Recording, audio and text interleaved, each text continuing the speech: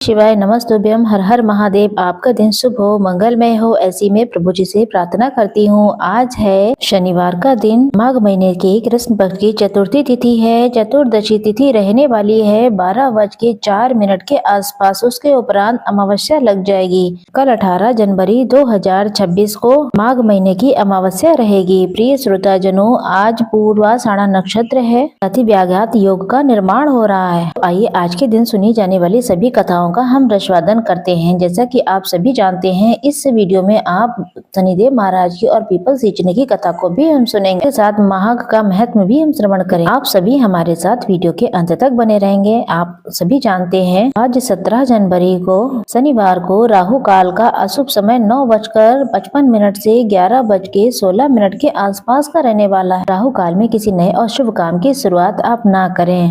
आज मूल नक्षत्र भी है। वहीं आज सूर्य उदय का समय रहेगा 7:14 से सूर्यास्त का समय 5:49 के आसपास का रहने वाला है। आज अभिजीत मुहूर्त अर्थात हर कार्य की जीत का मुहूर्त रहेगा 12:15 से 12:58 तक रहने वाला है। प्रिय श्रोता जनों, आज का शुभ चौगड़िया, जिसको हर कार्य की सिद्धि के लिए जाना जाता है, वह शुभ चौगड़िया सुबह 8:35 से 9:55 के आसपास का हो रहा है। जैसे कि आपको पता है, शनिवार है, पीपल पूजा से अनंत गुना लाभ मिलता है। शनि देव महाराज और माता लक्ष्मी की कृपा होती है। तो आरंभ करते हैं पीपल देवता की कथा। कथा के अनुसार एक बूढ़े ब्राह्मण थे जो रोज पीपल को सिंचन किया करते थे, दीप दान किया करते थे, जिस कारण से पीपल में से रोज एक लड़की की आवाज निकलती। वो कहती कि मैं भी आपके साथ आपके घर चलूंगी। ये सुनते सुनते बूढ़े ब्राह्मण जो थे वो जो कमजोर होने लगे। करे तो करें क्या। उनकी जो पत्नी थी, उन्होंने पूछा कि क्या बात है। तो बूढ़े महाराज बोले कि पीपल महाराज में एक लड़की रोज आवाज निकालकर बोलती है कि वो भी मेरे साथ चलेगी।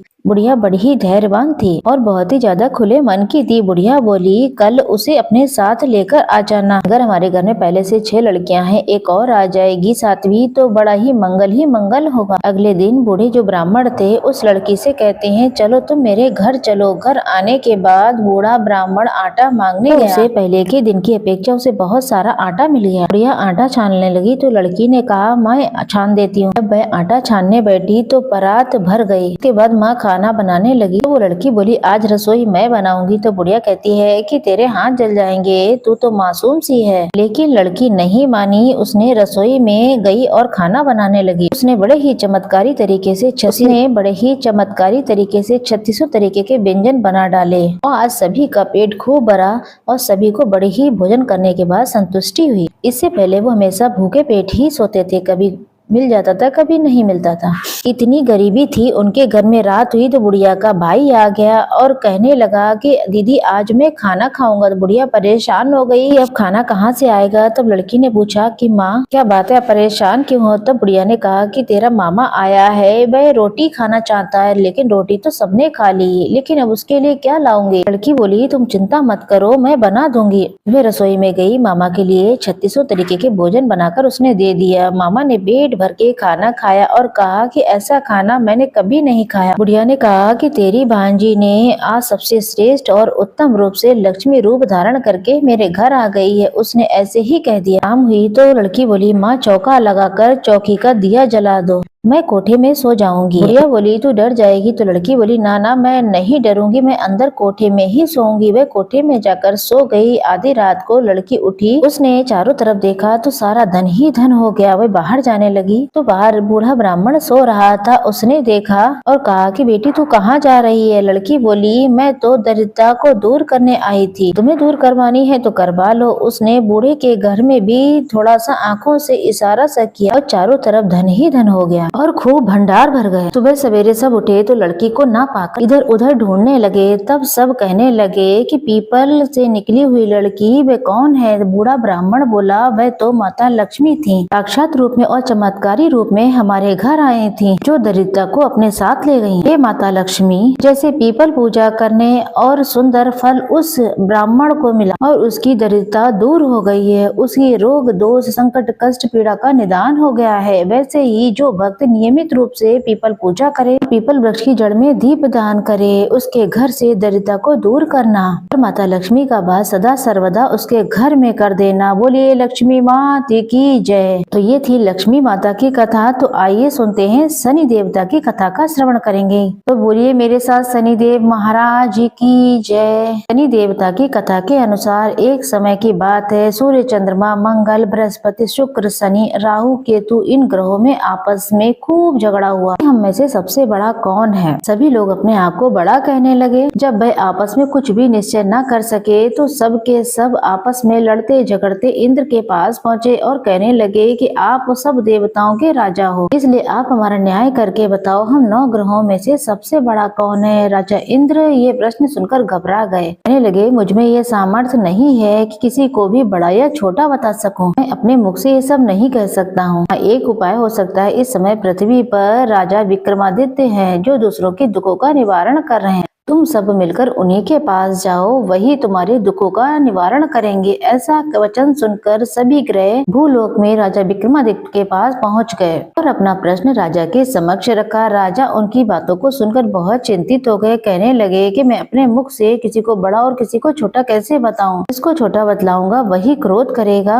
परंतु उनका झगड़ा निपटाने के लिए एक उपाय सोचने लगा कि सोना, चांदी, कांसा, पीतल, रांका, जस्ता, अर्भक और लोहे की 9 धातुओं की एक उन्होंने उनके 9 सिंहासन बनवा लिए गए। सभी आसनों को बड़े ही क्रम से, जैसे कि सोना पहले पहना जाता है, लोहा सबसे पीछे बैठाया जाएगा। इसके पश्चात राजा ने सभी ग्रहों से कहा कि आप लोग अपने अपने आसन पर बैठ जाइए। जिसका आसन सबसे आगे तो वह सबसे बड़ा है, जिसका आसन सबसे पीछे है तो वह सबसे छोटा है। क्योंकि लोहा सबसे पीछे था, वह तो शनि देव का आसन बन गया था। तब शनि देव ने समझ लिया कि राजा ने उसे सबसे छोटा बना। इस पर शनि को बहुत क्रोध आया। उन्होंने कहा कि तू मेरे पराक्रम को शायद नहीं जानता है। सूर्य एक राशि में 1 महीना, चंद्रमा 2.25 महीने, मंगल 1.5 महीने रहते हैं, बृहस्पति 13 महीने, बुध और शुक्र 1 महीने, लेकिन मैं एक राशि में 2.5 अथवा 7.5 साल तक रहता हूँ। बड़े बड़े देवताओं को भी मैंने भीषण दुख दिए। राजन सुनो, रामचंद्र जी को भी 7.5 ही आई, उन्हें वनवास हो गया। रावण पर आई तो रावण की लंका जलकर भस्म हो गई,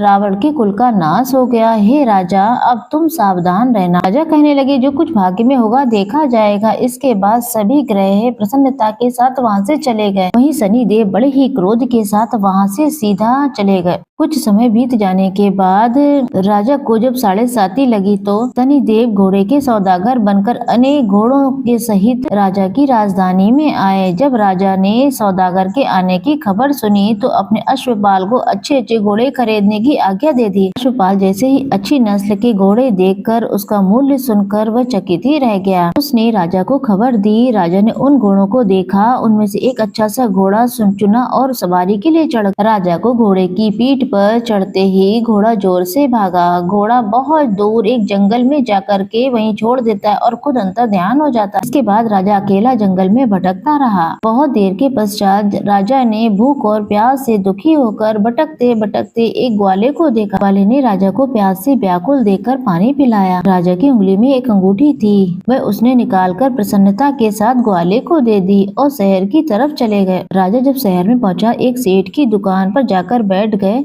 खुद को उज्जैन का निवासी बताया, अपना नाम मीका बताया। सेठ ने उसे कुलीन मनुष्य समझकर जल पिलाया। भाग्यवश सेठ की दुकान पर उस दिन खूब बिक्री हुई। सेठ उसे भाग्यवान पुरुष समझकर भोजन कराने के लिए अपने साथ ले गया। भोजन कराते समय राजा ने एक आश्चर्य की बात देखी कि खूंटी पर एक हार लटक रहा है और खूंटी उस हार को निगल रही है। भोजन के पश्चात कमरे में आने पर जब सेठ को कमरे के अंदर हार नहीं मिला तो उसने यही समझ लिया सिवाय बीका के किसी ने इस हार को नहीं छुआ है, न ही इस कमरे में कोई आया है। उसने ही इस हार को चोरी किया हुआ है। लेकिन बीका ने साफ कह दिया कि उसके पास कोई हार नहीं है। यहाँ पर 5-7 आदमी इकट्ठा हो गए। उन्होंने फौजदार के पास उसे पहुंचा दिया। फौजदारों ने उसे राजा के सामने उपस्थित किया तब कहा गया कि यह आदमी तो भला ही प्रतीत हो रहा है, चोर नहीं लग रहा है। सेठ का कहना है इसके सिवा घर में कोई नहीं आया, अवश्य ही इसी ने चोरी की है। तब राजा ने आज्ञा दी इसके हाथ पैर कटवाकर चौरंगिया किया जाए। राजा की आज्ञा का तुरंत पालन किया गया और बीका के हाथ पैर काट दिए गए। इस तरीके से कुल काल बीत जाने पर एक तेली उसे अपने घर ले आया, कोलू पर उसे बैठा दिया। बीका उस पर बैठकर अपने जबान से बैल हाँकता रहता था। जब शनि की दशा समाप्त हो गई तो वर्षा ऋतु हुई रात में, तब मल्हार राग गाने लगा। वो उसका राग सुनकर के उस शहर की राजा की कन्या उस राग पर मुग्ध हो गई और दासी को भेजा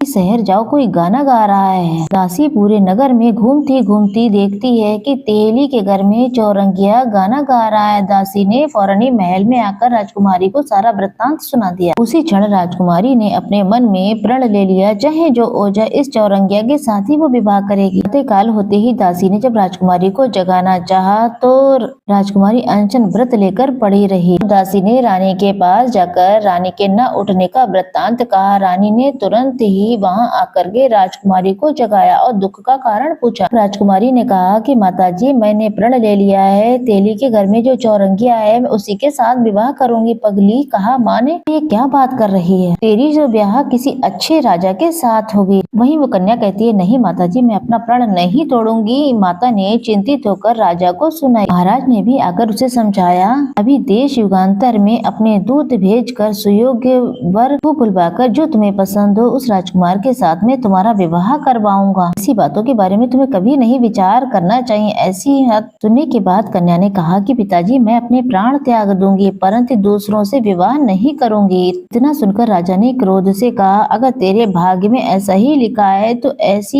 ही तेरी इच्छा, मैं तेरा विवाह उससे जरूर कराऊंगा। राजा ने तेली को बुलाकर कहा कि तेरे भाग्य में जो चौरंगिया है उसी के साथ मैं अपनी बेटी का विवाह करना चाहता हूँ। तेली ने कहा, ये कैसे हो सकता है। तेली कहता, कहाँ आप हमारे राजा, कहाँ ये नीच तेली। परंतु राजा ने कहा, भाग्य में लिखे को कोई नहीं टाल सकता है, अपने घर जाकर के विवाह की तैयारियां करो। राजा ने तोरण और बंधनवार लगाकर अपनी राजकुमारी का विवाह चौरंगिया विक्रमादित्य के साथ कर दिया। रात को राजकुमारी और जब विक्रमादित्य महल में सोए तो आधी रात के समय शनिदेव ने विक्रमादित्य को स्वप्न में दर्शन दिए और कहा, उठो बेटा, तुमने मुझे छोटा बतलाकर तुमने मुझे बहुत ही तकलीफ दी थी, इसलिए तुमने ये सब दुख उठाया। तब राजा ने शनिदेव से क्षमा मांगी। तब शनिदेव ने उन्हें पुनः हाथ पैर दे दिए। राजा ने कहा, मेरी प्रार्थना स्वीकार करें, जैसा दुख आपने मुझे दिया है ऐसा किसी और को न देना। शनि देव ने कहा कि मैं तुम्हारी ये प्रार्थना अवश्य स्वीकार करेंगे। जो मनुष्य मेरी कथा सुनेगा या कहेगा उसको मेरी दशा भी कभी भी किसी भी स्वरूप में दुख प्रदान नहीं करेगी। जो नित्य मेरा ध्यान करेगा, चींटियों को आटा डालेगा, गरीबों की सेवा करेगा और शनिदेव का ध्यान करते हुए शनिदेव मंदिर में सरसों के तेल का दीप दान करेगा, उसके सारे मनोरथ सिद्ध होंगे। इतना कहकर शनिदेव अपने अंतर ध्यान हो गए। राजकुमारी की आंखें खुली, उसने राजा के हाथ पैर देखे, उसे आश्चर्य हो गया। उसको देखकर राजा ने सब कुछ बताया रानी को। उन्होंने बताया कि मैं उज्जैन का विक्रमादित्य हूँ। राजकुमारी ये जानकर प्रसन्न हुई।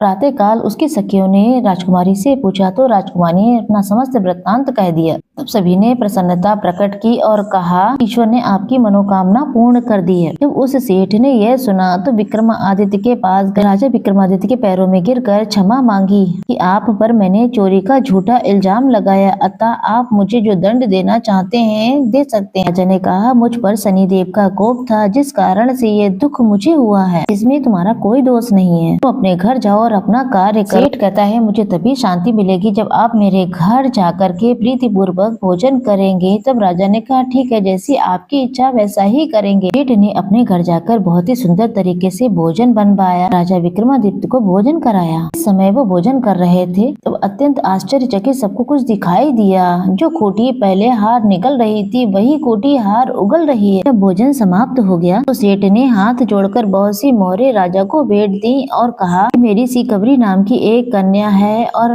उसका पाणी ग्रह भी आप करें। इसके बाद सेठ ने अपनी कन्या का विवाह राजा के साथ कर दिया और बहुत सारा दान दहेज दिया। इस प्रकार कुछ दिनों तक वहां निवास करने के पश्चात राजा विक्रमादित्य शहर के राजा से कहा, अब मैं उज्जैनी जाना चाहता हूँ। के बाद में विदा लेकर राजकुमारी मनभावनी और कन्या श्री कबरी दोनों जगह से दान दहेज प्राप्त करके दासी, रानी, रथ और पालकियों सहित राजा विक्रमादित्य उज्जैन की तरफ चल दिए। जब वो शहर के निकट की तरफ पहुँचे। वहाँ के निवासियों ने राजा के आने का समाचार सुना। समस्त उज्जैन की प्रजा अगवानी करने के लिए चली। बड़ी ही प्रसन्नता से राजा महल में पधारे। सारे शहर में बड़ा ही महोत्सव सा मनाया गया। रात्रि को दीपमाला जलाई गई। दूसरे दिन राजा ने शहर में सूचना करवाई कि शनिश्चर देवता सभी ग्रहों में सर्वोपरि हैं। मैंने इनको छोटा बतलाकर बहुत ही बुरा किया, इसलिए मुझे इतना दुख मिला। इसलिए सारे संसार में शनिवार को शनिदेव की पूजा और कथा होने लगी। राजा और प्रजा अनेक प्रकार के सुखों